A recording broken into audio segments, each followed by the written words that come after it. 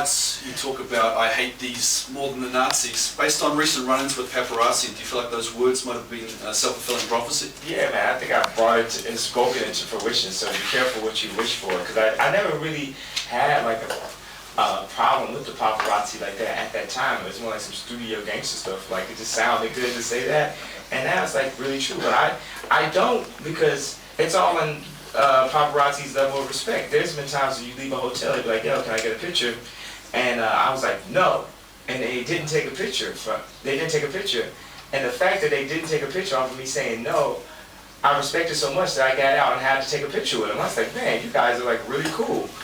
I really got to take a picture of you. So that meant like if I was like had a girl with me, you wouldn't be attempting to take a picture to completely ruin my fucking life. You know, I mean, that's my thing. Is like people, you know, you have these icons and living legends, and nobody wants to. That's my thing with that speech I had like a couple weeks ago. Nobody really wants to recognize that like Beyonce is a fucking living legend, and that she is just as great, if not greater, than the artists that we had in the past. That she's probably greater than Tina Turner. You know what I'm saying? What do you mean? But it's like no, like this new regime of artists, especially now, because I think we really kick each other's ass now.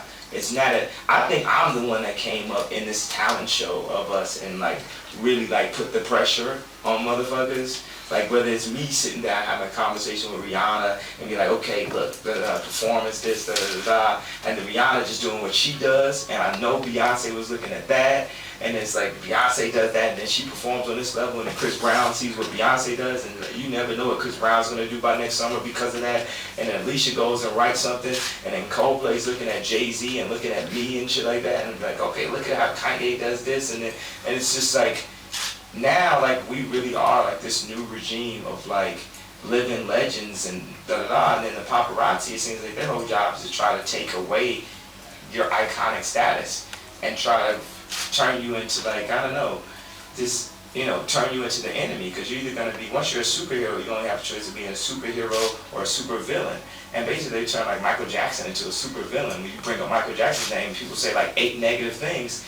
And really, he's done so much positive for us. And that ain't really done negative towards us. It's not like he like sent us to war like he's George Bush or something, but people will hold him in the same light almost as a George Bush because they say so many negative things about him. And my thing is like with paparazzi, it's like, no, you're trying to take this picture so I can look crazy and like, you want to take a picture where I look, when my mouth is like this, or something that I can do because I had an accident, you know, and I'm super self-conscious about it, and that's the photo you want to put up. You want to put up a picture that, like, with me walking next to 3 girls, but actually 2 of these girls are just a girl's friend, and like, yeah, this is a nice girl I met, blah, blah, blah, and you try to make me look like some type of womanizer, or just, you know, just things to take away from, this dude makes good songs that connect across the world, and that's like a pretty impossible thing to do.